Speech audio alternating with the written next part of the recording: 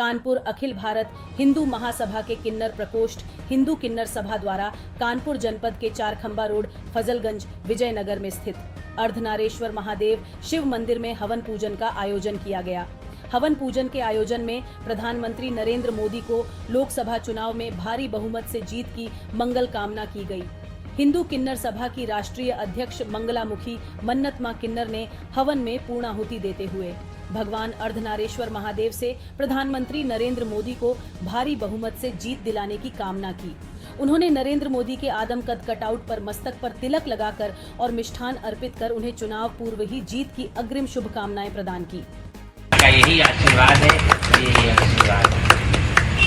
बहुत ही सुंदर बात कही माने, क्योंकि क्या होता है, संत जो तो सबके लिए सोचता है, संत हृदय नवनीत समाना वर्ष का वन फल के नदी का संचय पर आपसे जरूरत करिए। संत हृदय जो भी होगा दूसरों की भलाई करेगा, अपना स्वयं कष्ट लेगा, दूसरों का नहीं देना चाहेगा। और कुछ विचार देना चाहता है तो महाराज जी को विचार दीजिए। आप बोलना चाहेंगे? आप व्यक्ति को बोलना चाहता है?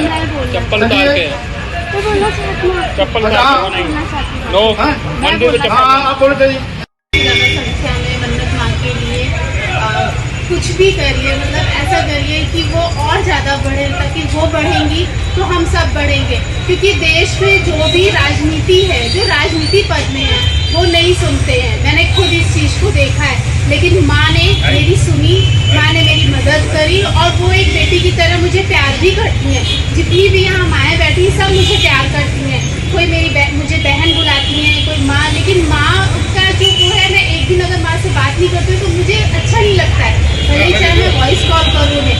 इसलिए आप लोग भारी से भारी संख्या में माँ के लिए वोट करिएगा। अगर माँ आगे चल के कुछ करती है तो मेरी आपसे विनती है कि माँ के लिए आप जरूर कुछ ना कुछ करिएगा, क्योंकि माँ हमारे लिए बहुत कुछ कर रही है।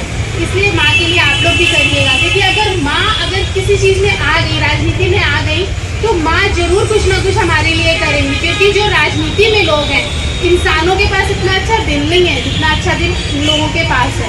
मैं ये कहना चाहूँगी कि आप सभी माँ के लिए जरूर कुछ ना कुछ, मेरी शुभकामनाएं।